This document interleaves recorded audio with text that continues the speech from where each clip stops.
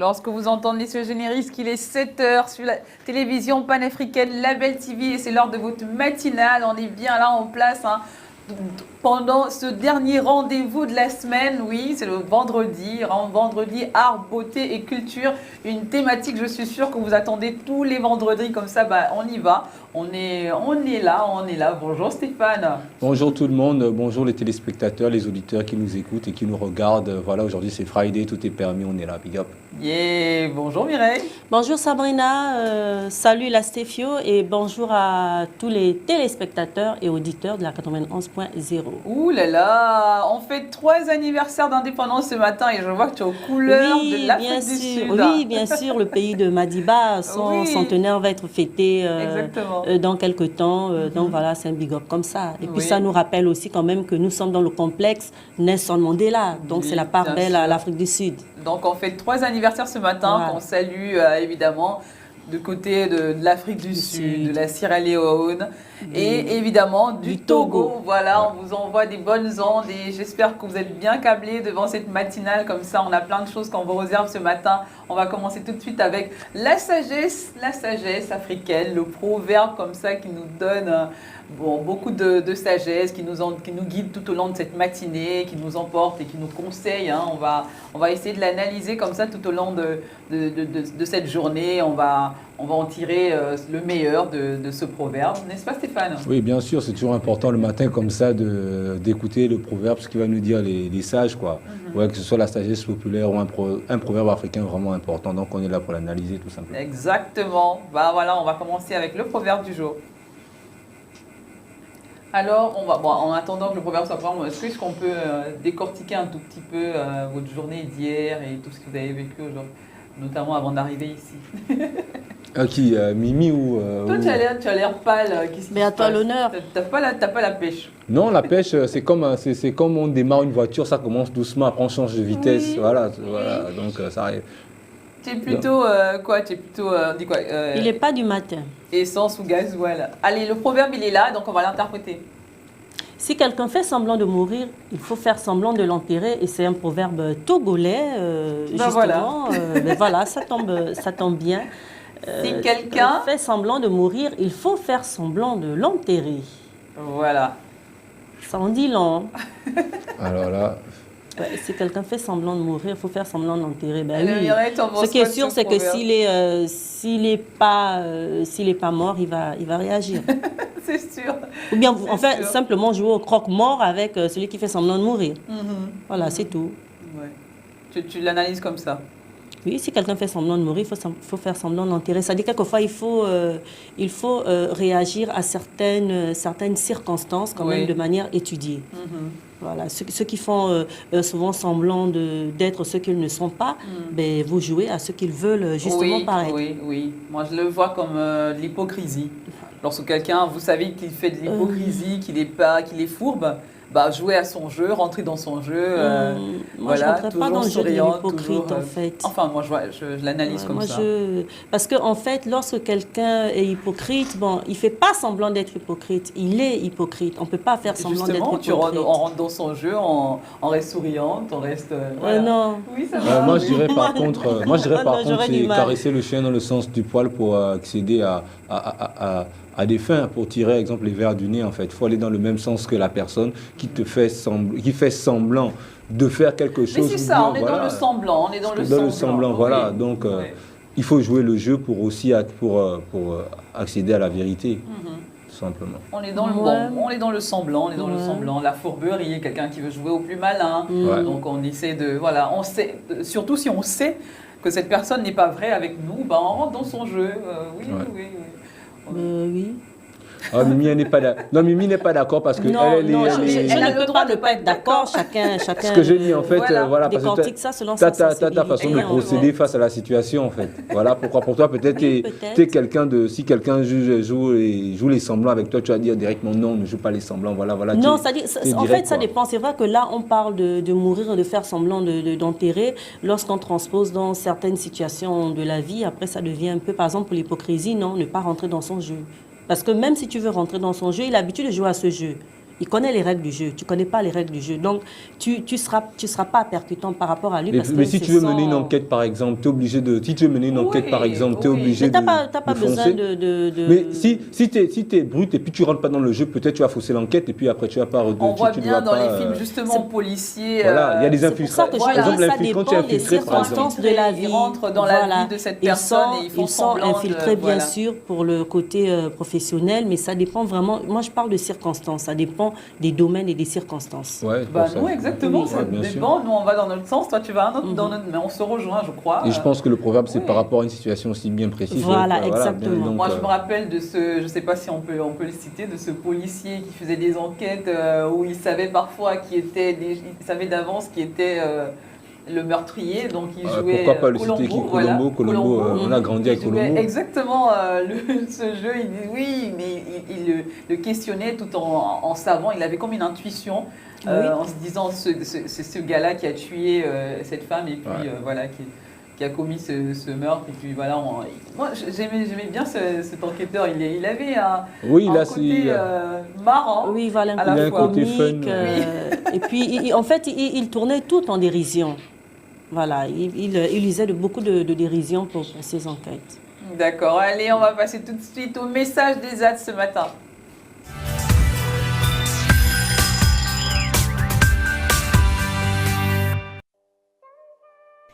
Bélier, l'image que vous donnez de vous-même est inférieure à ce que vous êtes réellement. Mettez-vous davantage en valeur et vous pourrez faire évoluer les choses avec votre partenaire. Méfiez-vous des avis extérieurs. Taureau, vous gagnez en impact, mettant hors de votre chemin ce qui est désormais superflu. Ne vous fermez pas pour autant. Gémeaux, votre capacité à agir rapidement pour améliorer vos conditions de vie est en nette hausse. Aujourd'hui, les astres vous soutiennent. Allez-y au bout de ce que vous croyez bon pour vous.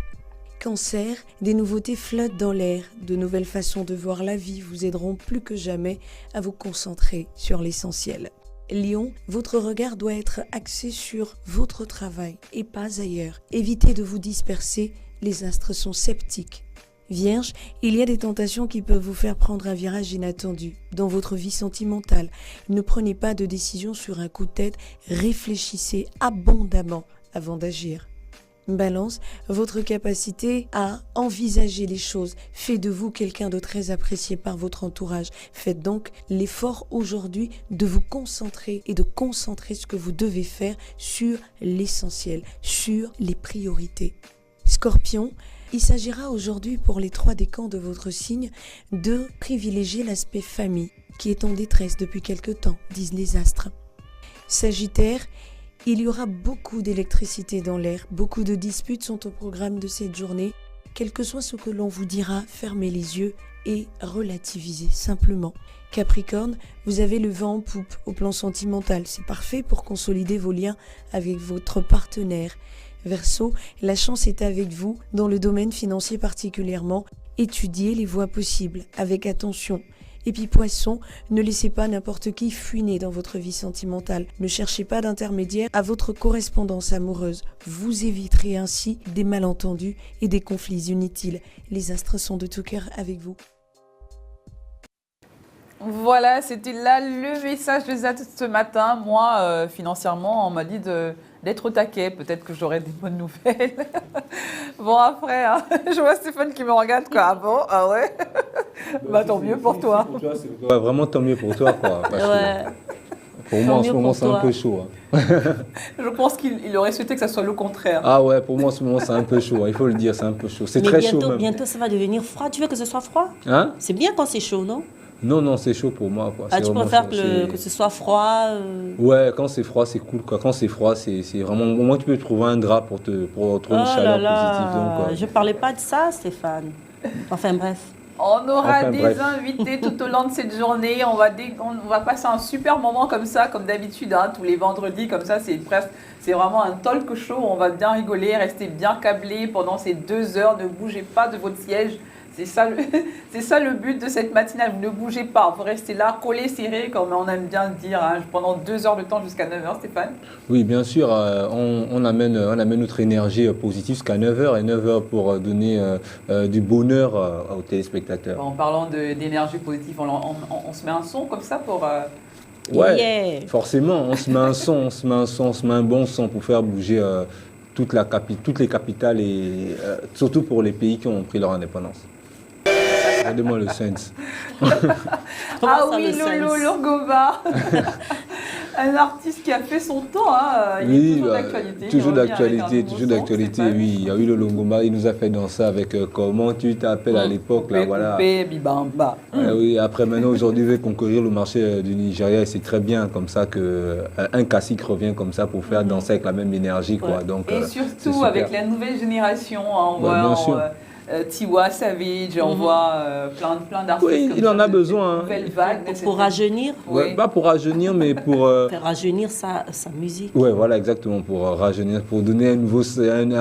pour recanaliser sa musique, parce qu'on en a vraiment besoin, en fait. Et surtout pour montrer au pour public actualiser sa musique. Que je suis toujours là. Je suis toujours là.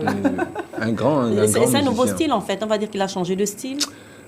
Oui, changer de style parce que voilà, c'est un nouveau style qui est là, c'est la tendance. Maintenant, après, il est toujours avec sa voix, son même rythme, sa chaleur, ses mêmes vibrations. Donc, moi, j'ai reconnu un peu du coupé bibomba. Oui, il garde son originalité. Plus lent, en fait. D'habitude, ces morceaux étaient beaucoup plus saccadés, il y avait beaucoup plus de cadence, rythmique. Oui, avant, c'était plus parce qu'à l'époque, il était plus basé sur le soukous, tu vois, la musique du Congo direct. Bon, maintenant, aujourd'hui, il y a un mélange et il n'est pas seul avec Tiwa Savage, donc il faut élargir un peu la part des choses. Voilà, il faut élargir un peu le Et qu'est-ce que ça veut dire Sopio? S'il y a un Congolais qui peut nous traduire, allez sur notre page. Non, moi j'ai entendu à la fin, il disait bon, il y a bateau, un truc comme ça, l'argent des gens en fait, voilà. Il y a l'argent des gens, mais c'est tout ce que j'ai compris après le reste. Bon, pas des Sopio ce vendredi. Sopio. soyez vrais, soyez vous-même. Et Sapi, c'est la clé. Et Sopi, je sais pas ce que c'est. Que ça soit sentimentalement, n'escroquer personne, que ça soit financièrement. J'ai rien à dire. J'ai rien à dire sur le sujet aujourd'hui. Ah ouais, Stéphane, c'est réveillé. Hein sentimental. Oui, super sentimental. Il faut peut-être une tasse de café Touba. Voilà, un café Touba, franchement. Si mon manager peut m'amener un café Touba pour ramener mes sentiments comme ça envers quelqu'un. Un café Touba, s'il vous plaît, commandé, livré. Dans les quelques minutes, ne t'inquiète pas, dans quelques minutes, tu vas avoir ton café. Oui, je fais confiance.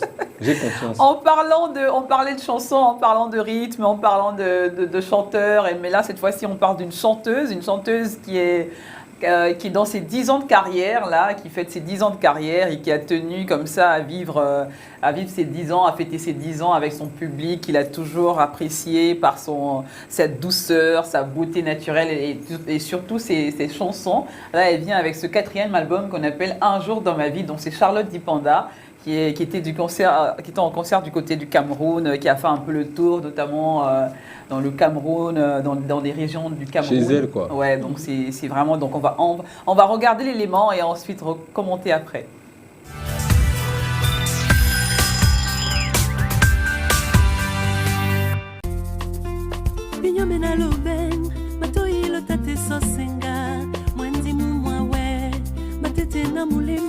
Alors qu'elle célèbre cette année ses 10 ans de carrière musicale, Charlotte Dipanda met en exergue son nouvel et 4e album intitulé Un jour dans ma vie. L'album qui fait parler de lui avec la chanson Sister, un featuring bien nourri entre deux divas de la musique africaine, Charlotte Dipanda, l'artiste musicienne camerounaise, et Yemi Alade du Nigeria.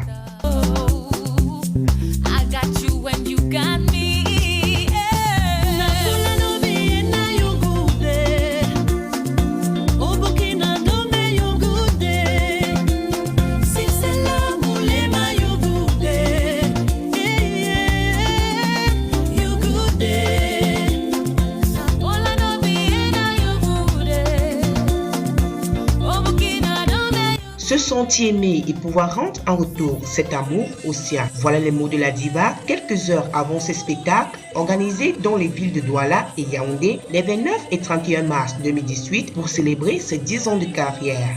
Les concerts pour Charlotte restent l'un des moyens de transmission de l'amour et de la gratitude.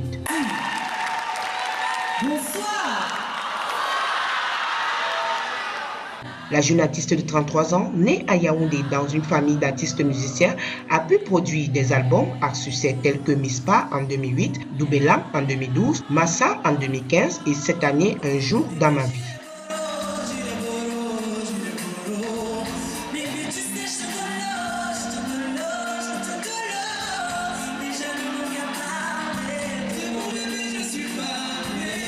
Parrainée par les ténors de la musique camerounaise, à l'instar du feu Jeannot Hanks, Charlotte s'illustre au devant de la scène avec de nombreuses collaborations.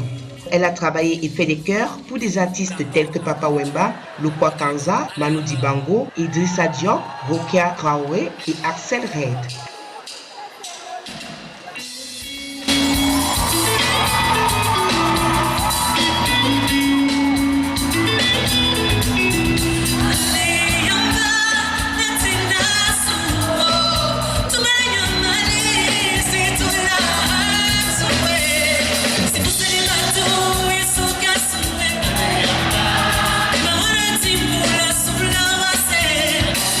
La musique de Charlotte Dipanda est un travail de mix et d'interculturalité. Ainsi, on peut l'écouter sur des airs de Makossa, de Bitkoussi, en concert très souvent, de Benskin, des traditions issues du terroir camerounais. Les chansons de cette diva camerounaise sont pour la plupart en langue bakaka, sa langue maternelle, et aussi en douala et en français. Des chants qui reflètent bien l'influence qu'elle a eue depuis sa jeunesse des artistes qui l'ont marquée, tels que Césaria Evora, Toto Guillaume et Bébé Manga.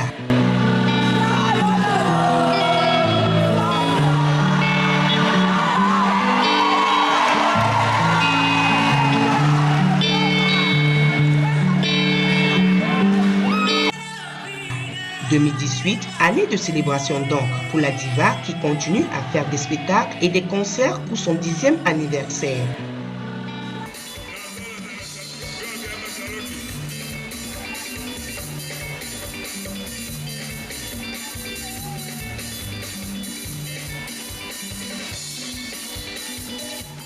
Charlotte Dipanda, la sublime diva, se produira aussi au Grand Rex de Paris en septembre prochain, après l'Olympia de Paris en 2016, où elle a laissé ses marques, celles d'une lionne indomptable de la musique camerounaise et internationale.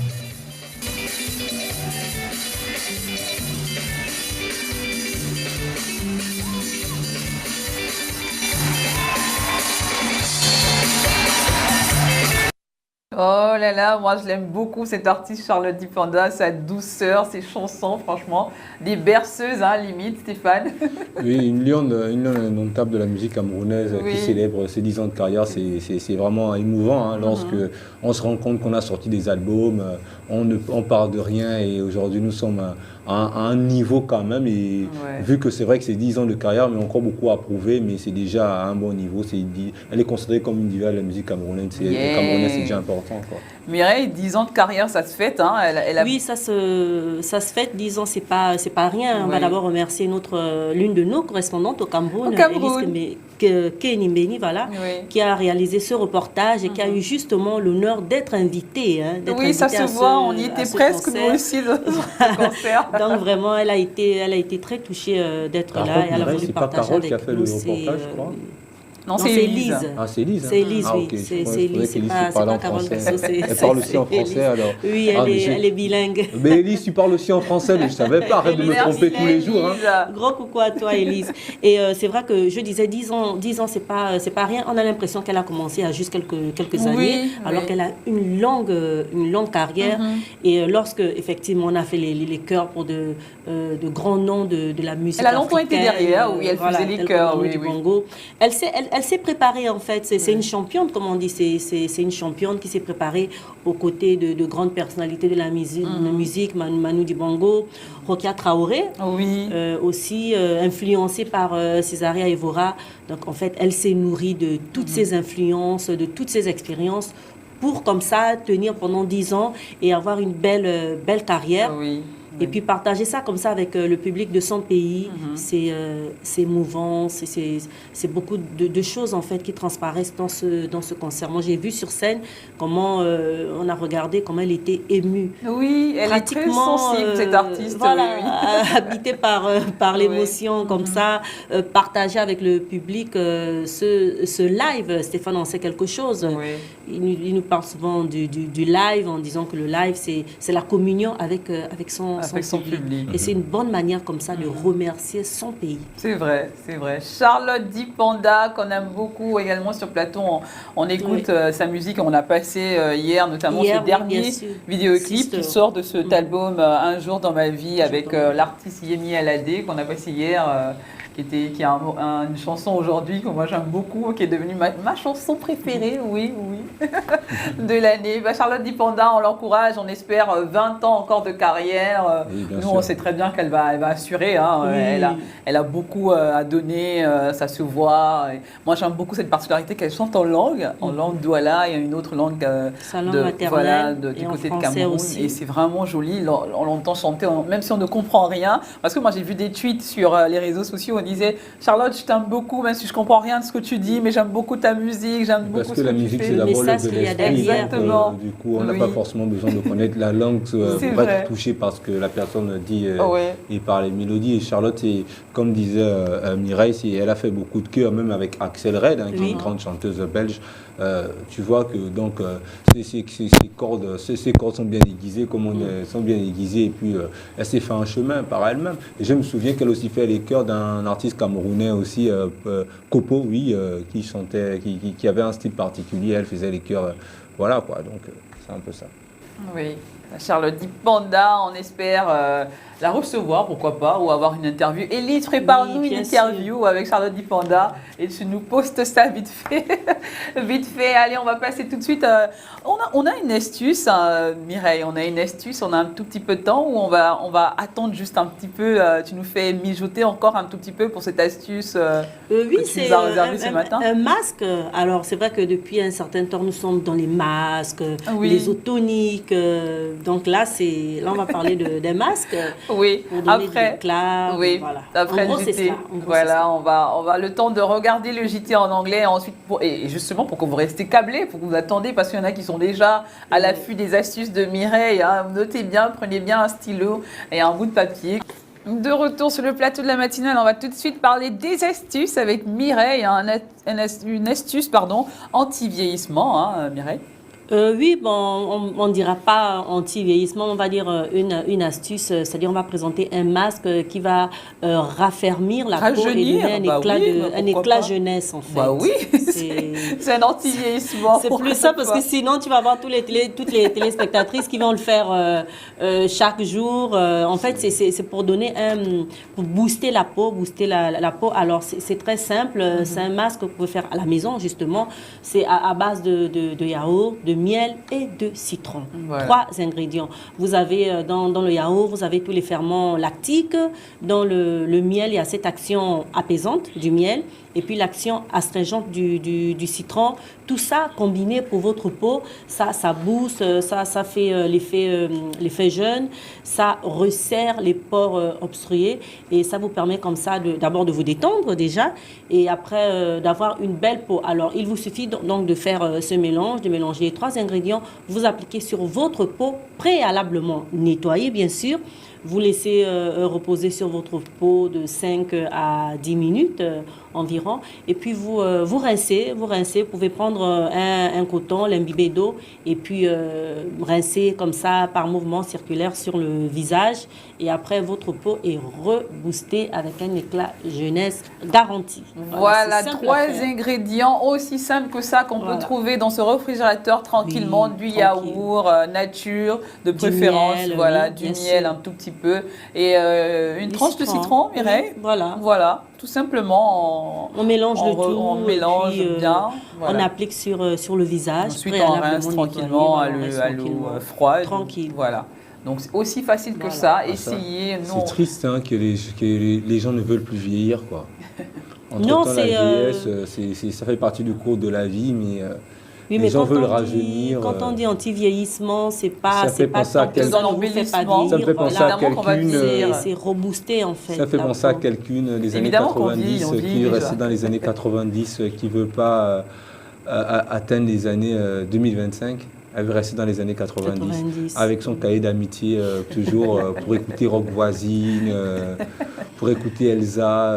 Non. Quand on parle de ça, c'est pour dire c'est un coup jeunesse quoi. Voilà, c'est comme ça que ça se nie, en fait. Un coup de jeunesse pour reprendre son Et ce masque, en fait, il faut dire, c'est pas un masque non plus qu'on va faire parce qu'on a 50 ou 60 ans. Quand on parle de masque éclat, masque jeunesse, on parle plus de l'éclat de la peau, en fait. On parle pas tant d'âge. Je t'embête, Mimi, je sais. Voilà. C'est valable pour les hommes aussi bien que les femmes. Hein. Donc, vous pouvez tester à la maison tranquillement chez vous. Oui, je sais que les hommes, ils se disent non, moi, moi, je fais pas ça avec un air macho là. Non, je fais pas les ça. hommes, ça dépend. Ça dépend de la personne. Ça dépend de la personne qui propose et la personne qui va te mettre le masque. Ça dépend. Ah oui, ça dépend. C'est vrai. Ça dépend parce que. Mais Stéphane, tu portes bien des vêtements qui sont faits par des hommes. Non, mais quand c'est cool à frimer. C'est la même chose. Ce que je dis, ça dépend de la femme qui va me dire, Steph et tout, je vais te faire un masque. Là, ça dépend. Et si c'est un homme dans un institut non, de là, beauté, c'est pas possible. Pourquoi pas? Mais parce que c'est pas possible. Chacun a ses convictions dans la vie, chacun a sa façon de voir. Tu portes des vêtements faits par des hommes. Il n'y a pas de souci. Des chapeaux sûrement peut-être faits par des hommes. Mais c'est classe, non? Des accessoires peut-être faits par des hommes. Ton masque, mais c'est classe, non? Tu accepterais de te mettre un masque si c'est une femme qui le met. Et là, ça dépend encore de la femme. Oh là Comment là. ça? Toi, franchement, allez, en parlant de jeunesse, en parlant de beauté, on va vous faire découvrir ces mannequins africains comme ça qui nous représentent très bien, qui font honneur à l'Afrique un peu partout dans le monde. Oui, c'est art, beauté, culture ce matin. Donc, on va faire un petit focus sur ces mannequins qui sont un peu partout en Afrique et qui font parler d'eux par leur peau, leur belle couleur de peau, par leur culture, par leur tradition. Elles ajoutent toujours une touche africaine dans tout ce qu'elles font, dans tout ce qu'elles font. Donc c'est vraiment ces 10 mannequins de l'Éthiopie, du Kenya, un peu partout du côté sur le continent africain. On va vous montrer comme ça, Mireille, cet élément, un petit focus sur ces mannequins. Allez, on regarde et ensuite on va en parler.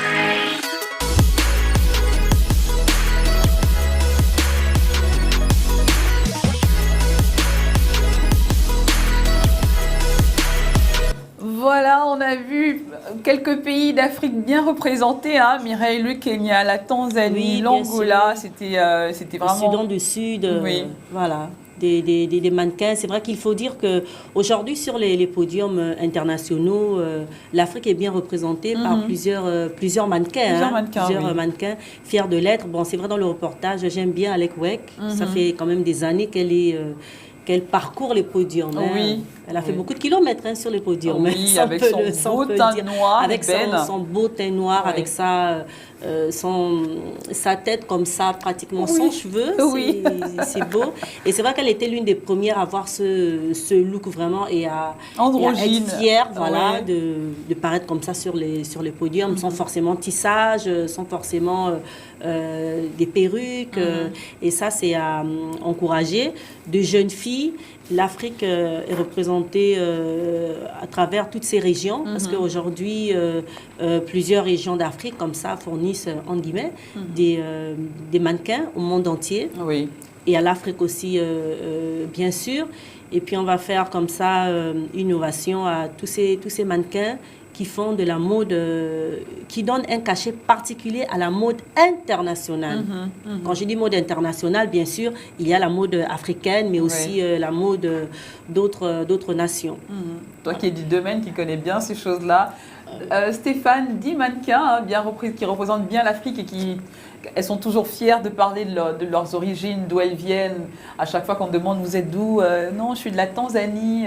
La plupart ont une histoire.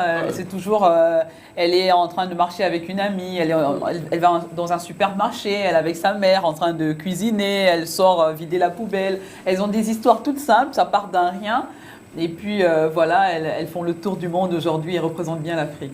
Oui, c'est important de représenter d'où tu viens par cet art qui est le mannequinat. Voilà, quoi, c'est cool. Elles sont toutes jolies. Moi, par contre, c'est le numéro 9, le numéro 5 qui ont attiré mon attention. Ah oui, elles sont super jolies. Ouais, vraiment très, très jolies, magnifiques. Mais en fait, la question, c'est qu'elles sont toutes comme des bâtons de clope comme ça.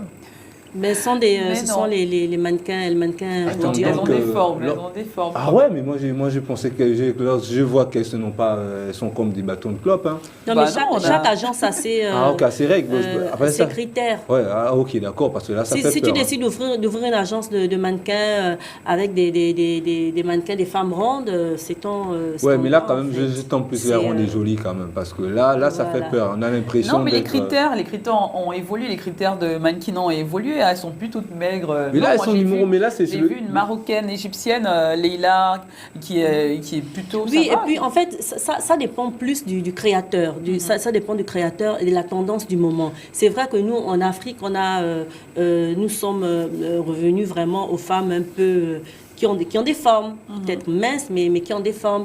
Et je voudrais aussi juste noter quelque chose. Nous avons par exemple comme mannequin Halima, elle est musulmane, elle défile avec son voile. Oui. Elle défile avec son voile. En ce moment, elle fait le buzz un peu partout. Elle Il fera un portrait sur elle. Elle est mince aussi. Elle est née dans un camp de réfugiés. Elle a vraiment une histoire assez particulière. Oui, elles ont toutes cette jeune fille, des histoires assez particulières. Mais parce que justement, les plus grands mannequins se remarquent comme ça. Ou alors elles viennent dans une agence avec une amie et c'est elle qui est de suite waouh, ou alors dans la rue, et c'est le meilleur casting en général, souvent se fait comme ça. Parce que lorsque vous faites des appels à candidature pour un concours, il y a certaines filles qui ne viendront pas parce que elles se sentent pas mannequins ou elles ne veulent pas le faire. Mais dans la rue, lorsque vous abordez une fille qui a les critères requis, les critères que vous recherchez, facilement il y a le contact qui s'établit. Surtout, elles sont naturelles, elles sont naturelles. Voilà, et en fait elles sont brutes, et ce qui permet à l'agence justement de pouvoir les modeler suivant la convenance de l'agence, parce que lorsqu'on fait un concours de mannequin, elles viennent déjà en se disant bon, il faut que j'ai un look particulier, il faut que j'ai ci, il faut que j'ai ça, et quelquefois ça cadre pas avec ce qu'on veut. On veut des filles brutes qu'on va remodeler. D'ailleurs, on a reçu un mannequin homme ici sur ce plateau. Oui, Naf la crème du Sénégal. Il avait 2 mètres, il était super grand. 2 mètres, vraiment, voilà, Naf, la crème du Sénégal que nous avons réussi ici. Et Stéphane qui faisait son jaloux ce jour-là. Pourquoi? Oui, mais nous avons aussi reçu Claudia Péa aussi. Oui, Claudia aussi, voilà, c'est mannequin international aussi, Claudia Péa. Et il y a beaucoup d'autres comme ça. Donc, chaque pays africain, en fait, a ses top modèles qui évoluent sur le plan international. C'est ce qui est magnifique. Ouais, mais ce que je tu te rappelles de Claudia Péa, voilà, où tu l'as interviewée ici Ouais, celle-là, elle est ravissante quand même. Elle a quand même des formes. Elle n'est pas trop comme un bâton de clope, là, ça va quand même. Mais en fait, là, c'est un top 10 qu'on vient de voir. Donc, ça veut dire qu'on parle des meilleurs, des best. Donc, du coup, pour être best, parce qu'il y a beaucoup de mannequins aujourd'hui qui vont se dire que, pour avoir une place dans ce top 10, il faut que je ressemble à un bâton de clope. C'est vraiment, ça fait vraiment peur. Hein. Non, ça peut créer un complexe. C'est parce vrai que là, c'est un top 10 quand même. La mode s'est beaucoup battue contre ces clichés de filles anorexiques sur les podiums. Des voix se sont élevées, les acteurs du milieu quand même se sont mobilisés. Mais comme je dis, ça dépend de ce que vous voulez. On ne peut pas dire que pour être mannequin, il y a des mannequins aujourd'hui qui n'ont pas forcément 1m80. Oui, mais pour celle-là qui veut faire partie de ce top 10, par exemple, des bestes de la crème, comme vous dites, de la crème, forcément, elles auront envie de ressembler certaines ont des formes. Même lorsque tu regardes l'histoire de la mode internationale, plusieurs top modèles avaient quand même des formes. Mais moi, j'ai vu Alec Way qui a quand même des formes. Elle est quand même assez physique, là. Oui, elle a des... Enfin, on peut être mince et puis avoir des formes. Peut-être pas comme moi, bien sûr, mais on peut avoir des formes, Stéphane.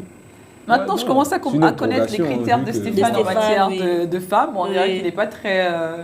Lui, c'est ronde et jolie. Pas forcément ronde et jolie. En fait, c'est la comparaison que, voilà, tu sais, en Afrique, les femmes sont... en fait, la femme africaine, elle est vraiment physique, quoi, comme on dit, elle est vraiment physique.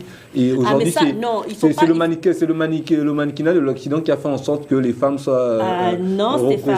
comme des bâtons de clope. Non, il ne faut pas toujours dire que la femme africaine est forcément ronde. Non, pas forcément, mais tu as le type sahélien. Je dis, elles sont physiques, c'est-à-dire que... Les femmes sahéliennes ne naissent pas rondes. Ouais. Les femmes sahéliennes, je n'ai pas parlé de rondeur, j'ai parlé de physique, c'est-à-dire qu'elles ont quand même des formes, c'est-à-dire qu'on voit, elles ont quand même une poitrine, elles ont un derrière quand même assez représentatif. Donc du coup... voilà quoi. Bon, maintenant, s'il faudrait ressembler à... Je sais pas. Mais tu penses que ces filles justement qui naissent africaines, qui sont certaines par exemple au Soudan du Sud, c'est leur morphologie. Ou une Tanzanienne, oui, c'est leur morphologie. Elles sont très grandes, elles sont très minces, elles naissent comme ça, c'est leur type. C'est vrai que l'Afrique est vaste et en Afrique il y a beaucoup de morphologie. Donc lorsqu'il faut trouver des femmes minces, peut-être comme des bâtons de cigarettes, comme tu dis, on n'aura pas besoin de se dire parce qu'elle a maigri. C'est le type, c'est la morphologie, c'est comme ça.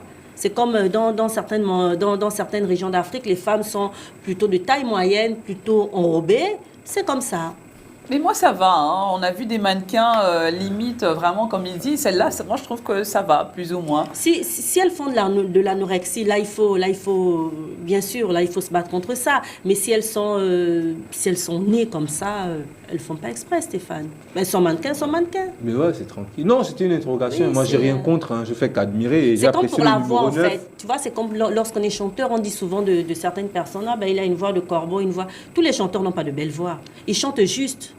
Mais non pas forcément de belle voix. Ouais, je suis d'accord avec toi qu'avoir une belle voix et savoir chanter, c'est deux choses. C'est deux choses. Et chanter juste, c'est deux choses. Beaucoup de chanteurs ont des voix, mais vraiment...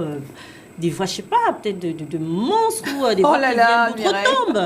Oui, mais bien sûr. Mais tu vas un peu fort quand même, là. Non, mais elle a raison. Il y a des gens qui ont des voix des croque-morts, mais ça devient extraordinaire lorsque tu as la technique, ça devient 1000 fois mieux que lorsque tu as une voix. Avec les instruments. Et ceux qui ont, dans le domaine de la musique, parce qu'on parle de l'art, ceux qui ont vraiment marqué le domaine musical, je pense à Bob Marley, à Fela Kuti, c'est pas des gens qui avaient des belles voix. C'est des gens qui savaient extrêmement, ils maîtrisaient la technique du chant, des Grecs. Voilà. C'est pareil pour les mannequins, c'est vrai. Même Elvis Presley, quand tu écoutes Elvis Presley, que tout le monde aime, il n'avait pas une belle voix, il avait une voix rock. Voilà, donc. C'est une voix, une voix rock. Mais c'était pas une voix comme on dit, comme on veut. Exemple, techniquement, on va dire, exemple, alto, ténor, voilà, c'était pas ce voix-là. C'est quoi une belle voix? Une belle voix, comment dire ça? Parce qu'il y a des voix aiguës, il y a des voix graves. Oui, il y a des voix graves. Mais une belle voix dans le solfège qui est l'écriture de musique, une belle voix, c'est une voix qui est en commode, qui est représentée par un certain, par un code bien défini. Tu vois, c'est ça, c'est ce qu'on appelle une belle voix. Voilà pourquoi des conservatoires, ça existe. Oui, voilà. Bon, maintenant, quand on dit tu as une voix, maintenant avoir un style, l'originalité. Oui. Tu vois, c'est maintenant prendre ta voix qui est brute là, tout un produit brut et pouvoir le canaliser avec une mélodie qui va avec. Et voilà, ça devient quelque chose de monstrueux, d'extraordinaire. Voilà. Et c'est vrai que lorsqu'on parle de voix, bon, c'est un peu comme les mannequins sur le podium. Tu es sur le podium, tu assures. On a vu dans l'histoire de la mode Kate Moss, par exemple, qui était qui était petite de taille et qui a quand même assuré sur le podium. Alima dont je parle n'est pas non plus très très grande, quoi. Mais justement, donc, encore parlons de belle voix, on va laisser.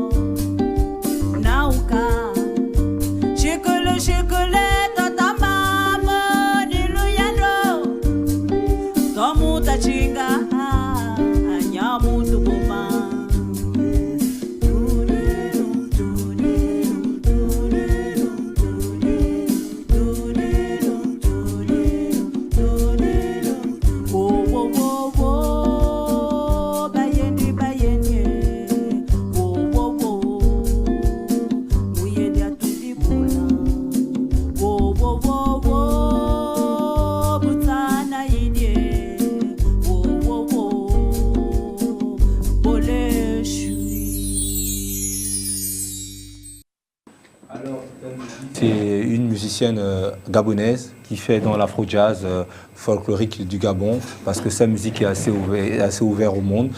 Comme vous avez vu, elle utilise la contrebasse qui est l'instrument même qui définit la base du jazz. Et voilà, elle est signée à un label indépendant qui s'appelle Bibaka, vraiment indépendant. Elle sort son premier album en 2011 qu'on appelle Metiani.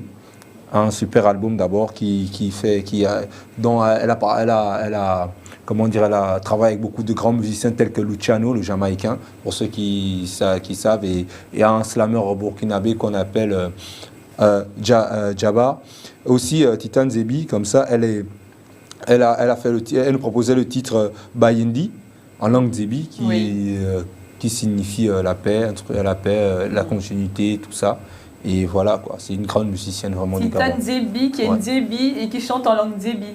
Ah oui, bien sûr, c'est assez représentatif et c'est original en fait. C'est pour montrer, c'est pour amener son ethnie vraiment à un niveau et pour dire tout simplement d'où elle vient.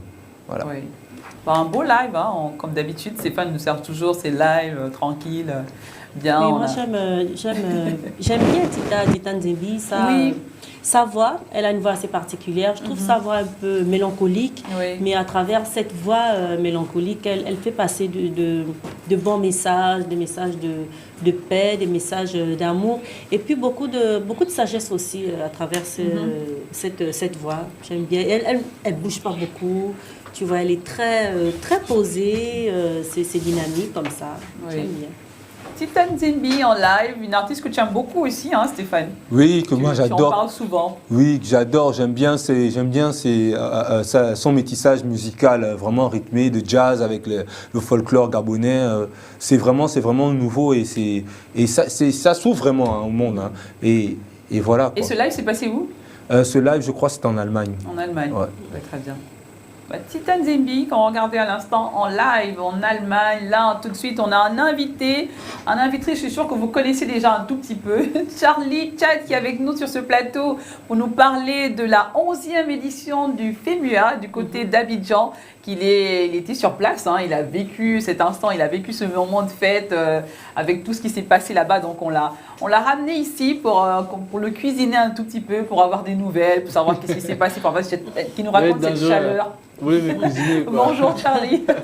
Mais bonjour. Mais quand on reçoit des invités, on applaudit quand même. Oh. Non mais ouais, ça va, super. Merci d'avoir accepté d'être sur le plateau de la matinale. Mais c'est un plaisir pour moi que d'être là, c'est toujours bien. Qui veut réussir doit se lever tôt le matin et donc quoi de mieux que de passer par la matinale pour avoir une dose de bénédiction. Bon, voilà. Justement, j'espère que tu vas nous contaminer ton énergie parce que je vois mon Stéphane là qui est tout. Ouais, non mais ça va. C'est super. Bon, peut-être qu'il n'a pas mangé le matin. Ça, c'est bien de manger un peu le matin, tout ça. Ouais, c'est ça. Allez, ça fait du bien. On a des petites questions pour toi avec Mireille. On a des petites questions pour toi, mais ce qu'on va d'abord faire d'emblée, c'est c'est vrai, nous on te connaît, mais tu vas te représenter à l'Afrique qui te regarde. Pour tous les Africains qui sont au Congo, au Sénégal, tout ça, en Angola, je suis Charlie Tchatch, ok. Je suis présentateur télé, maître de cérémonie pour des événements et motivateur entre autres. Quand on met tout ça dans un sac, je suis entrepreneur. Pourquoi? Parce que je pense que l'entrepreneuriat est la clé qui permet à notre Afrique, ou qui permettra à notre Afrique d'oser se développer sur le plan économique. Parce que comme j'ai dit, le défi de nos anciens, c'était sur le plan politique, le défi de notre jeunesse actuelle est sur le plan économique. Il faut redonner à l'Afrique ses dettes de noblesse, et ça passe par l'entrepreneuriat. Exactement, très bien Charlie. Alors, le FEMUA, tu y étais, raconte-nous tout, les artistes, l'ambiance, ta participation. Allez, on va commencer par ta participation. Tu as participé de quelle manière? Ah oui, le FEMUA, c'est quand on est enfant. Oui, le FEMUA, oui, j'ai vécu, c'était cool, c'était chou. Voilà. Non mais non, très sérieusement, le FEMUA déjà c'est le festival des musiques urbaines d'Anamambo. Pourquoi Anamambo? Parce que c'est le groupe Magic System qui a l'initiative de ce festival. Et très franchement, c'était cool et j'ai été fier de participer à ce festival en tant qu'Africain. Il y a quelqu'un qui a posé la question de savoir lors de la conférence de presse pourquoi on n'organise pas un festival où des artistes africains vont se produire en Europe. Et je suis dans la salle, mais je n'ai pas pu répondre. C'est le grand Assad Fo qui a répondu. Et puis j'ai bien aimé sa réponse. Pourquoi autour de ce festival qui crée de l'emploi, de façon directe et indirecte, on va prendre ces emplois et aller créer ça en Europe? Non, il faut donner la possibilité aux Africains de fêter chez eux, en Afrique, avec leur talent. Et donc moi, je pense que ce festival, c'est une bénédiction de Dieu pour le continent. Pourquoi? Parce qu'il célèbre les sonorités africaines en Afrique avec des Africains. Ouais. Parlons de sonorités africaines, on voit plusieurs artistes. Bon, là, c'est toi, bien sûr. Plusieurs autres artistes, Yemi Alade, notamment, soprano, le Kwakanza. Alors, comment ça s'est passé avec les artistes? Mais c'était super cool. Hein. Déjà, nous étions à 3. Il y avait le grand Serge Fato qui... présent sur une chaîne de la place. Il y avait également Daouda Sané qui, lui, est un présentateur de l'émission L'Afrique a un incroyable talent. Et puis, il y avait moi qui revenais de l'Afrique centrale. Donc, déjà, c'était bien d'avoir cette diversité au niveau des présentateurs. Et surtout qu'il y avait plusieurs concerts. Et c'était super cool, déjà. La collaboration avec les artistes, c'était vraiment super intéressant. Pourquoi? Parce que, bon, ces artistes aussi sont simples. Hein. Parfois, quand on les voit à l'écran, on se dit qu'ils sont compliqués. Mais quand vous avez quelqu'un comme Soprano qui a vraiment mis du feu, tout ça, qui vraiment, il il a soulevé la foule et c'était super intéressant. Soprano, un rappeur que Stéphane connaît très bien. Voilà, c'était super cool pour Soprano d'être là et surtout que le FEMIA, ce n'est pas uniquement que la musique. Le FEMIA, c'est aussi l'occasion d'interpeller la jeunesse africaine sur les... Oui, c'est cette particularité de ce festival. Ce festival. Et la thématique d'ailleurs de ce festival, c'était jeunesse africaine et immigration clandestine. Donc il fallait interpeller la conscience de la jeunesse africaine pour dire non, on n'a pas besoin de se sentir à l'aise chez les autres. On a besoin d'être fiers chez nous, de commencer chez nous, de poser des jalons chez nous et puis après de partir dignement en Europe. Pas de ne pas partir en Europe, mais de partir de façon légale, ok? Pas en prenant un bateau. Et Soprano, c'est un artiste qui défend toutes ces thématiques dans ses chansons. Il y avait Yemi Alade aussi qui représentait aussi l'Afrique anglophone. Parce que le FEMUA, ce n'est pas uniquement que l'Afrique francophone, c'est aussi l'Afrique anglophone, l'Afrique australe. Et il y avait aussi d'autres artistes, le groupe de Banks qui font du reggae. Mais c'était vraiment super intéressant de voir tous ces artistes sur la même scène. Et il faut dire que pour cette édition, le lieu a quelque peu changé, le lieu de l'édition de la fête. Ben, c'est cela, ça veut simplement dire que le festival des musiques urbaines d'Anoumambo n'est pas seulement un festival qui concerne Magic System, c'est un festival qui est l'identité de la Côte d'Ivoire. Et quand on dit l'identité de la Côte d'Ivoire, évidemment, c'est tout le peuple ivoirien qui se mobilise derrière ce festival. Et donc, il fallait donner la possibilité à tout le monde de célébrer ces musiques africaines dans un cadre un peu plus grand. Et donc, le lieu qui a été choisi est l'INGS, qui est l'ancien lieu des 8e Jeux de la francophonie que la Côte d'Ivoire a construit. Et donc, voilà, il y avait beaucoup plus d'espace et c'était beaucoup plus sécurisé. Et voilà, donc je pense que ça prouve aussi que le bébé qu'est le festival d'Anoumambo a grandi et que Magic System, donc les 4 magiciens peuvent être fiers de savoir que bon, un rêve qu'ils ont commencé à réfléchir tout seuls commence à prendre l'ampleur et aujourd'hui, voilà, c'est d'autres nationalités qui participent à ce festival, c'est d'autres colorations musicales qui viennent de partout l'Afrique qui participent à ça et c'est juste génial et intéressant. D'accord. Et un petit truc comme ça qui t'a marqué, un mot, une discussion comme ça avec un artiste, à nous raconter. quelque chose de poignant, de piquant. Moi, ce qui m'a plu, ce qui m'a touché, c'est la rencontre avec Claudicia. Très franchement, il y a cela en 3e, quand j'étais en 3e, ma grand-mère m'avait envoyé chez un couturier acheter des boutons. Et puis quand je suis allé, j'ai acheté des boutons et le monsieur, donc le couturier, il m'a dit tu n'es pas le fils de Claudicia? J'ai dit non, je ne connaissais pas Claudicia à l'époque. Et après, il dit non, mais je dis Claudicia c'est qui? Il me dit il présente une émission sur Radio Internationale, RFI, tout ça. Je dis non, je ne le connais pas. Et quand je suis reparti en province, donc je suis passé en seconde, c'est en seconde que je découvre qui est Claudicia. Et donc depuis la seconde, je commence à avoir une admiration pour le personnage, tout ça. Et voilà, et j'ai écrit à plusieurs reprises sur Facebook depuis longtemps, mais j'ai jamais eu de réponse. Et quand j'arrive à Abidjan, la dernière fois pour le festival, je suis au restaurant, je vois Soprano qui rentre, qui vient prendre son déjeuner, et puis je vois Claudicia qui arrive. Et quand il vient, je me lève, je suis tout content comme un petit enfant. Voilà. Voilà, et après je vais le saluer, et quand je vais le saluer, je me présente, tout ça, et puis voilà, c'est la magie de rencontrer quelqu'un qu'on... C'est aussi ça le festival, c'est des belles rencontres. Voilà. Après, ce qui moi me plaît aussi, c'est des Africains qui sont comme la belle. Okay? C'est un festival où vous avez, pour la quasi-totalité des techniciens, ce sont des Africains. Ils reviennent du Mali, ils reviennent de la Côte d'Ivoire, ils reviennent du Tchad. Et ça, c'était super intéressant de voir des gens comme Soukoulé, de voir des gens comme Gomis, voilà, de voir des gens comme tous ces techniciens. Et c'est aussi, ce qui m'a touché, c'est de voir Magic System, du haut de sa fonction, être sur le terrain. Ça veut dire que tous les 4 magiciens se sont répartis des tâches. L'autre était responsable de la logistique, l'autre était le superviseur, il regardait, mais vraiment sur le terrain, au four, au moulin. Voilà, c'est ça l'Afrique. L'artiste n'est pas qu'un moins que rien. L'artiste, c'est un ambassadeur, c'est quelqu'un qui a une vision, qui participe au développement de l'Afrique. Comme on dit toujours, le redressement de l'Afrique doit passer non seulement par l'économie, mais aussi par la culture. Parce que la culture est gage d'unité du continent. Oui. Stéphane, le musicien, tu as des questions pour Charlie? Oui, une question, c'est par rapport au thème qui était l'immigration clandestine par rapport aux jeunes. Est-ce que, durant ton expérience, est-ce que tu as senti que la jeunesse qui était à l'écoute, dans les récepteurs, est-ce qu'ils ont vraiment perçu le message? Est-ce que cette prise de conscience a été perçue par les jeunes? Ben oui, j'ai aimé le passage de tous les panélistes. qu'il y a eu... Il faut rappeler qu'il y a eu des conférences également. Voilà, il y a eu des conférences autour, voilà, qu'on appelle Carrefour Jeunesse. Ça veut dire qu'en marge des grands concerts, il y avait des Carrefour Jeunesse et où autour de ces Carrefour Jeunesse, plusieurs panélistes ont interpellé la conscience de tous ces jeunes pour dire non, on doit être fiers chez nous. Et j'ai aimé le discours à Salfo qui a dit on ne vous interdit pas d'aller en Europe, ok? On vous dit pour aller en Europe, pour aller en Occident, il faut aller dignement, il faut aller légalement. Et pour aller légalement, qu'est-ce qu'il faut faire? Il faut commencer déjà à poser des jalons chez nous. Il faut commencer à exercer, il faut commencer à vous faire identifier ici, il faut commencer déjà à bouger ici. C'est parce que tu vas bouger, que tu vas bien faire ta chose qu'on va t'appeler. Et puis j'ai aimé aussi l'interpellation du HCR qui a dit tous ceux qui vont en Europe là, ils mobilisent combien de francs CFA? C'est près de 2 millions à 3 millions de francs CFA. Donc en réalité, toutes les personnes qui vont ne sont pas forcément pauvres puisqu'elles ont déjà à la base de l'argent. Okay? Donc c'est des économies. Et donc l'idée, c'est de dire à tous ces jeunes qui veulent tenter l'aventure pour dire, écoutez, vous avez 2 millions, 3 millions de francs CFA, mais utilisez ces 2 millions pour développer une activité. Donc je pense que ça aussi, c'était cool. Mais j'ai aussi aimé l'interpellation des jeunes qui a dit, mais attendez, vous venez nous parler, mais vous avez appris en Occident. Vous venez nous parler, mais vous avez appris à l'extérieur. Mais ce qui est bien, c'est que parmi les panélistes, il y avait des panélistes qui, eux, ont appris en Côte d'Ivoire, ils ont appris en Afrique, ils ont réussi en Afrique. Okay? Donc je pense que c'est tout l'enjeu. Oui,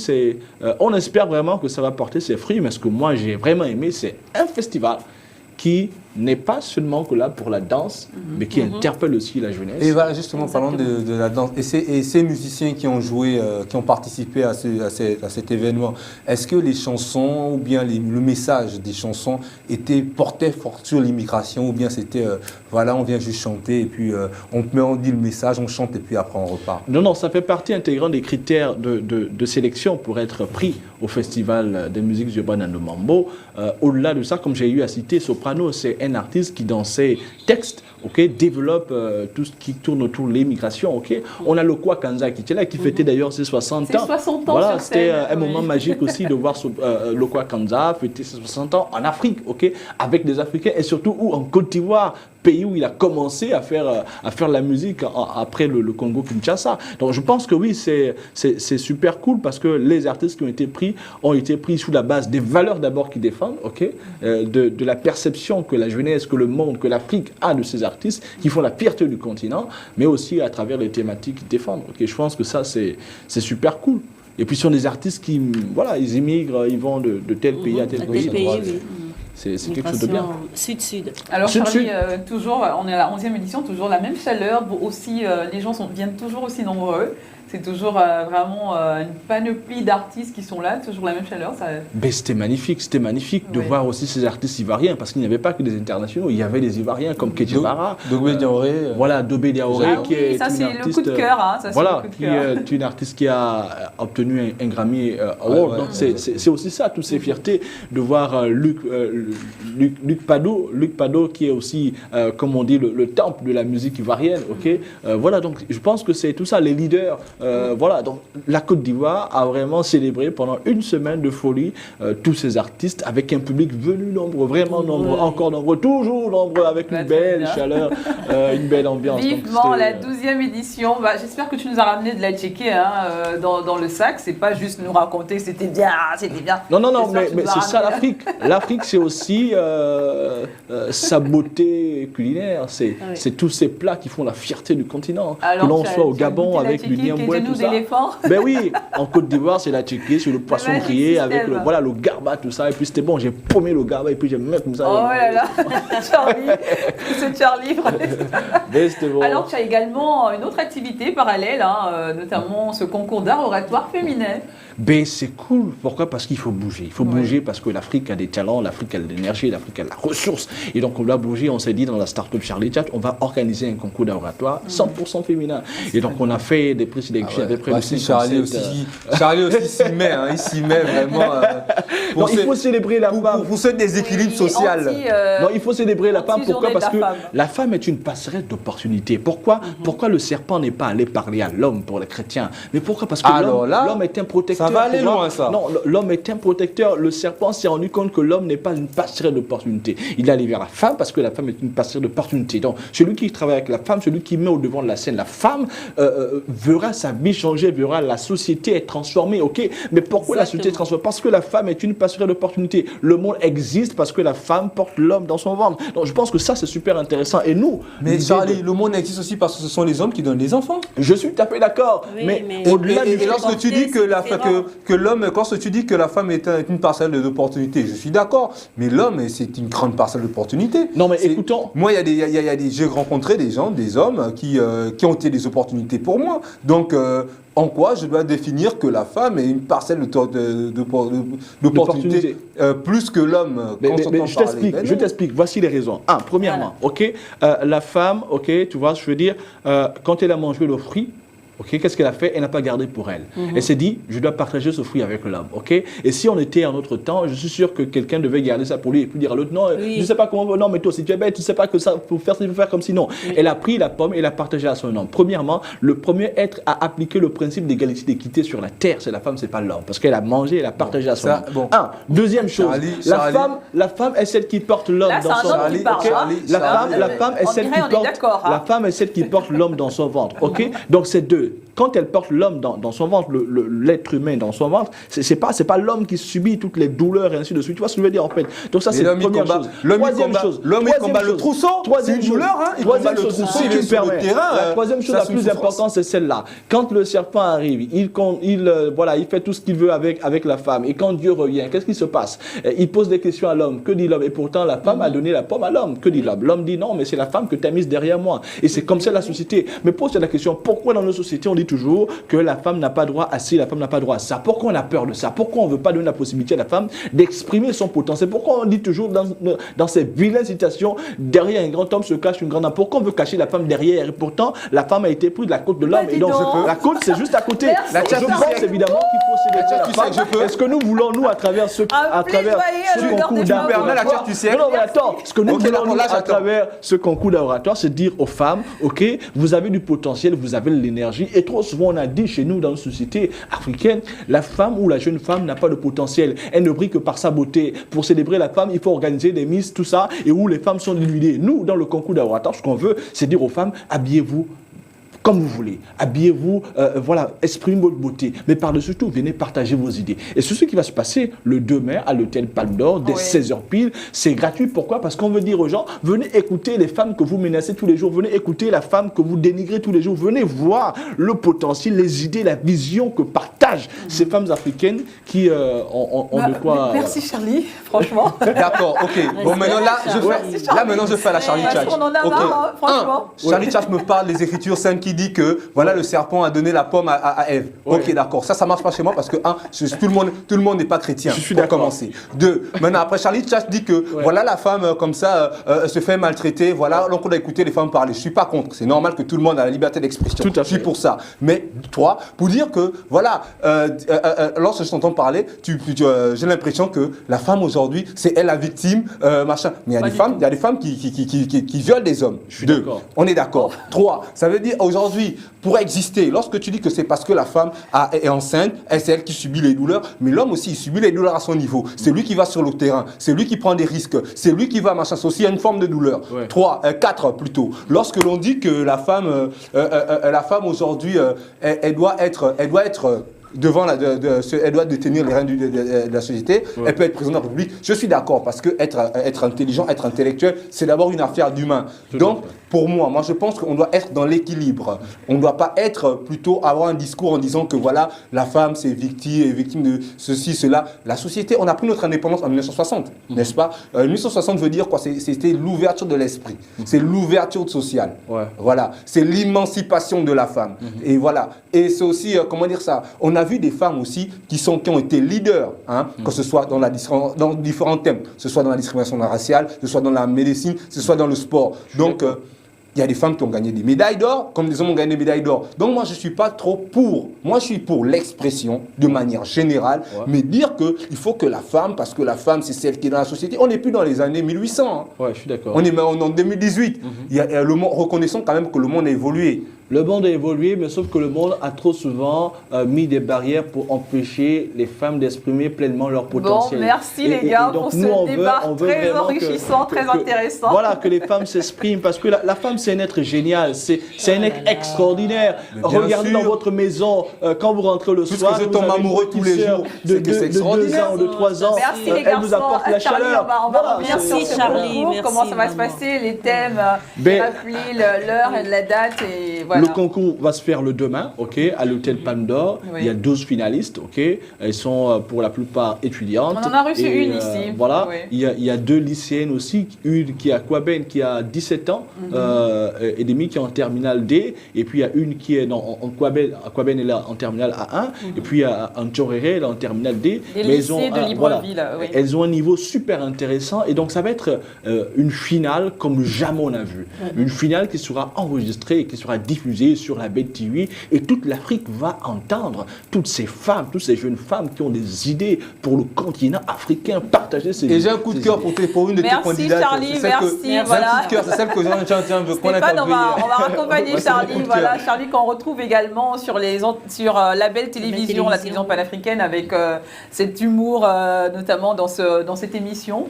Mais chat bien, mais c'est ça, c'est la BET TV, ok. Oui. Ceux qui ne regardent pas la BET TV, je vous invite à regarder, parce que sur la BET TV, on vous parle du continent, on vous présente le continent dans toutes ses facettes, ok, sans rien cacher. On vous montre l'Afrique par des Africains avec des Africains, parce que trop souvent on a parlé de l'Afrique, non pas par des Africains, mais aussi avec des médias que vous connaissez. Et donc nous, sur la BET TV, on veut véritablement faire cette promotion, et ça passe par quoi? Ça passe par la matinale avec des présentatrices et des présentateurs. Voilà. Et oui, Africa by Night aussi, Charlie. Africa by Night aussi. Oui, Africa by Night, c'est pour célébrer toutes les musiques, les concerts, tout ça. C'est pour dire aux gens, bon voilà, il y a tel artiste qui a fait ça, et j'ai bien aimé ce que vous présentez aujourd'hui. Allez regarder si sur une chaîne occidentale, si on a parlé de Titane Zedi. Non, on ne parle pas d'elle. Pourquoi? Parce que Titane ne rentre pas dans les cordes. Vous voyez ce que je veux dire? Et donc, qui doit parler de Titane? Ben, c'est la BET TV. Pourquoi? Parce que Titane est africaine, et parce que la BET TV, c'est une chaîne panafricaine. Bah oui. Et donc, parce que les cadreurs, tout le monde, la technique, c'est panafricaine. On doit parler de l'Afrique. L'Afrique a un potentiel que les autres n'ont pas. Okay? On a trop souvent pillé l'Afrique, okay? Mais au-delà de ça, l'Afrique est toujours riche. Elle a tellement de potentiel. Merci Charlie Chat. Merci d'avoir été sur ce plateau de la matinale. On te retrouve très bientôt. On te raccompagne avec une musique. Ah oui, merci. Oh là là. Suivez-nous sur les réseaux, Charlie Chat. Voilà, on est de retour. On était là avec Charlie Chat qui a mis vraiment de l'ambiance sur ce plateau. Il a bien taquiné Stéphane là avec la femme. Il nous a bien défendu. Oui, pour une fois, franchement. Là, j'ai vu Stéphane qui n'avait pas la parole, qui était complètement... qui cherchait ses mots. C'est ça. Bien fait pour toi ce matin. C'est ça. Allez, je te taquine. Alors, parle de ce chanteur. Ouais, ça c'est le grand Taïro, comme disent les Antillais. C'est Selecta Ambiance, Selecta. Ouais. Raga Dancehall pour nos frères martiniquais, pour voilà... les Haïtiens, Guadeloupe, Guadada, West Indies ambiance, voilà, ce qu'on aime quoi, voilà. Oui, c'était plutôt groovy. Ouais. Bon, on est de retour avec une autre invitée, Mireille. Oui, on a bien sûr. Pas une fille d'invitée ce matin. On est bien entourée. Bien entourée. Madame Rose Ogobanja, elle va se présenter à vous. Elle vient pour parler d'une plateforme Anto Business. On va voir tout ça avec elle. Madame Ogobanja, bonjour. Bonjour, bienvenue sur le plateau de la matinale. Merci beaucoup. Alors, d'entrée de jeu, présentez-vous à l'Afrique. Alors, moi, je suis donc Rose Ogobanja. Je suis présidente de l'association Golden Woman à l'initiative du salon Anto Business. Alors, Anto Business, déjà, ça veut dire quoi, Anto? Bon, business, c'est affaire en anglais, mais Anto, qu'est-ce que ça signifie? Alors, donc, je suis d'ethnie Mienné. C'est un groupe ethnique du Gabon qui est représenté dans 3 provinces. Dans l'Ouest maritime, l'estuaire et plus particulièrement aussi du côté de Lambaréné. Donc, Anto, dans mon ethnie, ça veut dire femme. Alors, quand on dit à l'estuaire Anto Goré, ça veut dire les femmes, levez-vous. Donc, c'est pour moi un appel aux femmes à se lever. Et ensuite, on a ramené ça dans la notion de femmes qui font du business. Il faut savoir que pour la petite histoire, c'est souvent des hommes qui inspirent. Alors, lorsque nous avons lancé ce salon, j'avais souhaité avoir un chef de projet. L'ancienne secrétaire générale de l'association m'a présenté Yannick Olimbo Diouf, il y a eu une forme de brainstorming autour de la question. Et puis finalement, pour la question femme, j'ai souhaité que ce soit orienté plutôt ethnique. Donc, ça me parlait d'appeler le salon en tout. Voilà. Alors, qu'est-ce qu'il y a autour de cette plateforme, de ce salon ?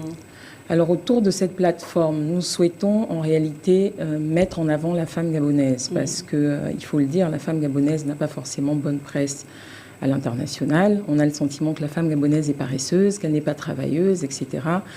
Tout plein de clichés qui nous ont amenés à vouloir valoriser cette femme gabonaise au travers de son savoir-faire, de ce qu'elle sait faire et du potentiel qui est le sien.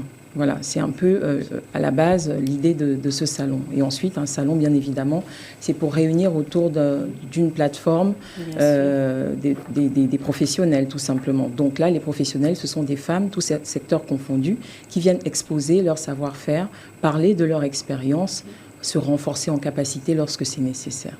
Et ensuite faire du réseautage. D'accord. Vous êtes à la 2e édition de ce salon. Déclinez-nous le programme. Comment ça va se passer? Sur combien de temps? Alors, on n'a pas changé de format. Sur la première édition, nous avions donc des formations. Alors, il y avait également des expositions, des talks, des panels d'échange.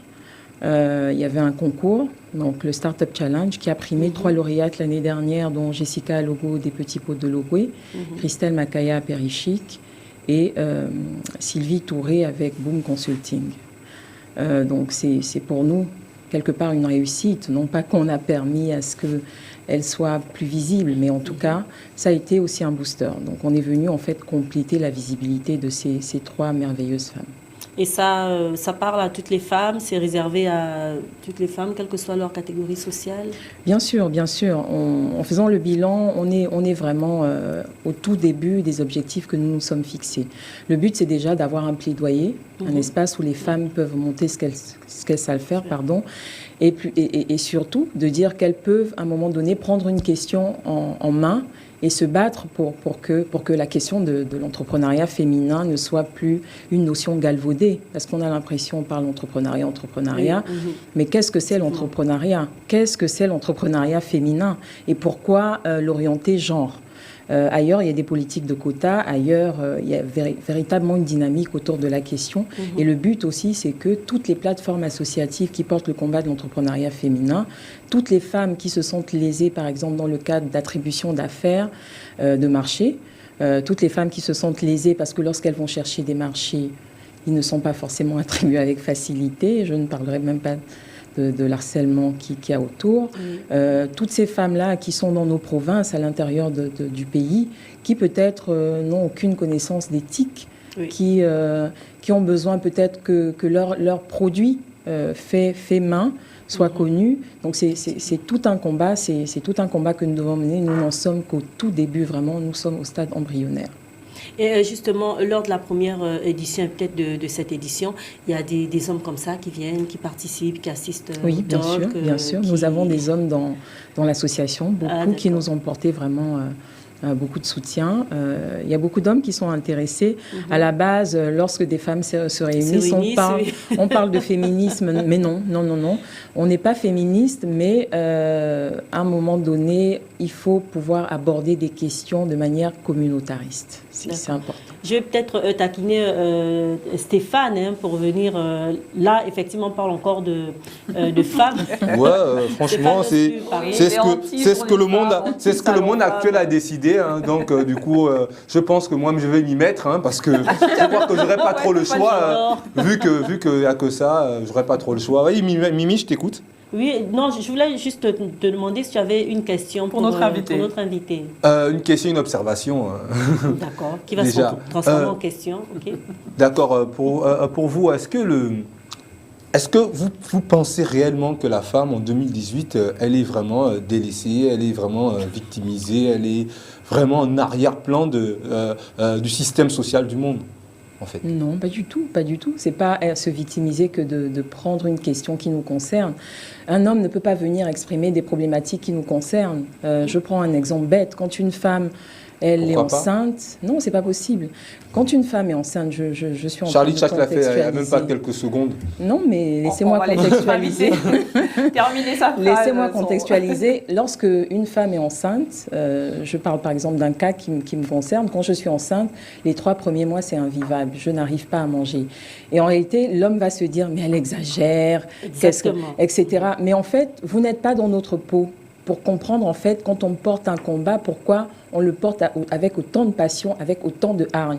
En réalité, ce qui vous dérange, c'est la façon que nous avons de porter nos combats et comment, en portant nos combats, on peut faire autant de bruit. Mais ce n'est pas de notre faute. On est passionnés, on aime ce qu'on fait. Nous sommes des femmes, nous portons nos combats dans les tripes, tout comme nous portons nos enfants. Oui, et le combat, il est par rapport à qui, par rapport à quoi C'est pas une opposition à l'homme. Pas du tout. Quand on parle de combat, ça peut être par rapport à la vie de manière générale ou bien quoi? Non, pas parce que lorsqu'on parle de combat, forcément, c'est qu'on se lève, on vient lutter par rapport à un phénomène et c'est par rapport à quelque chose. Bien sûr. Bon, je prends un exemple. On parle des 30% aujourd'hui accordés par le chef de l'État, son Excellence Ali Bongo Ondimba. On parle de 30%. Mais les 30%, est-ce qu'ils sont concrets? Parce qu'à un moment donné, il faut bien suivre ça.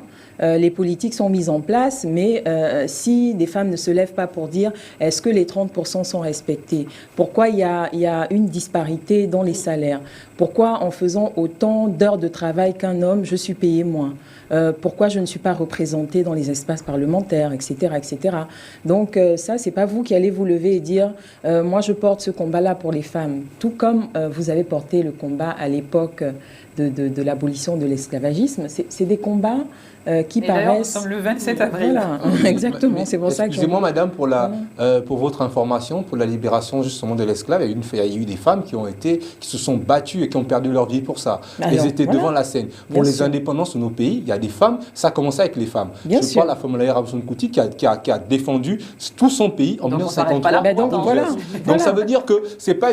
Avant les indépendances, ça veut dire que la femme luttait déjà, elle a toujours existé. Maintenant, moi, mon observation, c'est que j'ai l'impression qu'aujourd'hui, ça devient comme un business ou bien un business ou bien une tendance aujourd'hui que une femme peut se lever pour dire que voilà, moi j'ai telle organisation, telle ONG qui valorise la femme, voilà. Ça devient tellement fun, tellement de mode que on se demande qu'après, est-ce que c'est... Ça paraît vide de sens. Voilà, oui, vraiment vide de sens. Tout le monde, pas parce qu'il y a des femmes comme Angela Davis qui ont fait un combat considérable, mais aujourd'hui j'ai l'impression bon, pas qu'au Gabon, je ne sais pas si pour les autres, je vis au Gabon, je parle de peut-être pour les autres aussi, mais j'ai l'impression que tout le monde peut se lever, dire que voilà, je lutte pour la femme, machin, peut-être pour attendre quelque chose en retour. Je ne sais pas, mais voilà. Je tiens encore à contextualiser. Nous sommes au Gabon. Ailleurs, il y a des femmes. Moi mon modèle, c'est Rosa Parks. Elle s'est levée à une époque où les droits des Noirs n'étaient pas forcément reconnus. Donc ça a un sens quand Rosa Parks dit non, je ne me lève pas. Mais aujourd'hui, au Gabon, en fait, on connaît une mutation véritable. Le Gabon, à l'époque, était un pays plus ou moins fermé. Aujourd'hui, on connaît la recrudescence d'événements, la recrudescence de revendications, etc. Mais tout ça, ça va s'apesantir dans le temps. Et ensuite, peut-être dans 1 an, 2 ans, on comprendra l'essence de tous ces mouvements qui se sont levés. Pour l'instant, même nous, ça nous paraît un peu trop... Ah ben là, encore des femmes qui font un événement là dans l'entrepreneuriat, etc. Mais toute cette émulation n'est pas mauvaise en réalité. Ça peut paraître anodin, ça peut paraître... incompréhensible, vide de sens, etc. Laissez-nous nous tromper. Mais ça va s'atténuer avec le temps. Et ce que nous portons comme combat trouvera un sens. Mais ce qui est certain, c'est que celles qui portent ces combats-là, parce qu'on emploie le mot combat, c'est peut-être pas des combats, mais ce sont des revendications par rapport à ce que nous remarquons comme carence vis-à-vis des femmes. Donc voilà, c'est un combat que nous portons. Aussi simple que ça, c'est tout. C'est tout. On peut se tromper. Peut-être qu'on est à côté de la plaque, etc. Laissez-nous être à côté de la plaque et on avance. Bien dit. Ah, mais être à côté de la plaque, ça peut entraîner tout le monde. Ça peut entraîner tout le monde. Ça peut entraîner tout le monde par terre et ça devient dangereux. Non, ça ne va entraîner personne parce qu'on est adulte et responsable. Voilà. Dans ces revendications. Donc on a besoin de toi. Pourquoi tu veux te cantonner dans quelque chose? Non, parce qu'en fait, à un moment donné, tu seras obligé de... Non, je suis d'accord. Non, je félicite d'abord déjà le combat, parce que le combat, c'est ce qui fait vivre. Voilà, on ne peut pas vivre sans le combat. Le combat, même lorsqu'on vient sur Terre, on vient avec le combat, parce qu'un enfant, il pleure même lorsqu'il vient. Tu vois, c'est le combat. Mais juste qu'en fait, les femmes pour qui j'ai l'admiration, comme la mère de Fela Kuti par exemple, lorsqu'elle s'est battue, elle ne s'est pas battue pour la femme, elle s'est battue pour le Nigeria, elle s'est battue pour l'Afrique. Donc c'est-à-dire qu'elle a englobé, ce n'est pas un combat pour la femme, elle s'est battue pour le bon fonctionnement des choses. Et moi, c'est pour ces raisons que moi j'aspire je me questionne, je m'interroge. Pour moi, ce n'est pas une affaire de femme. Si vous me dites que vous vous levez pour un bon fonctionnement social, je suis d'accord. Mais lorsqu'on amène une certaine différence que la femme, ok, on veut bien, d'accord. Mais aujourd'hui, l'homme aussi peut se sentir victime avec ce qui se passe aujourd'hui. Aujourd'hui, il y a des femmes qui bastonnent, qui frappent sur les hommes. Il y a des hommes qui se sont discriminés par rapport à certains. Quand on parle de violence professionnelle, il y a des femmes qui utilisent leur pouvoir pour piétiner les hommes. Voilà, vivre des discriminations. Mais si le combat aujourd'hui, il est centré, il est axé sur le bon fonctionnement des choses, on y va, quoi. Mais si vous permettez, en réalité, on dit la même chose. Hein. Vous êtes en train de dire qu'il faut se battre pour changer les choses et ça doit forcément impacter l'homme.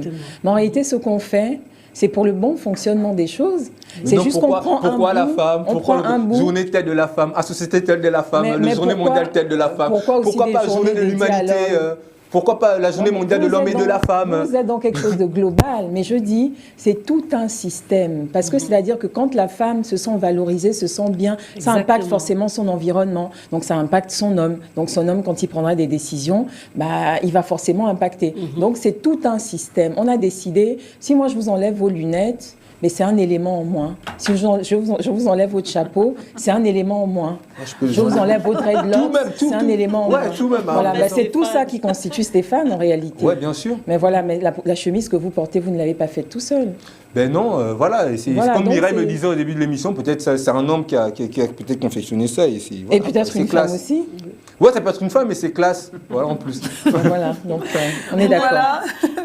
Une dernière question. On continue, Mireille. Votre plateforme Anto Business, voilà, c'est... La plateforme, c'est pas Anto Business, c'est l'association Golden Women qui est en fait la plateforme qui réunit des femmes. Et en fait, dans le calendrier des événements, nous avons le salon dédié à l'entrepreneuriat féminin qui s'appelle Anto Business. D'accord. Donc Anto Business n'est pas une association. D'accord. Donc on va parler de votre association. Golden Women. Vous avez d'autres liens avec des associations, notamment africaines, dans d'autres pays? Oui, il y a une dynamique qui se crée. Alors, on a notamment là quelques partenariats avec des associations, surtout au niveau de la diaspora, Maroc.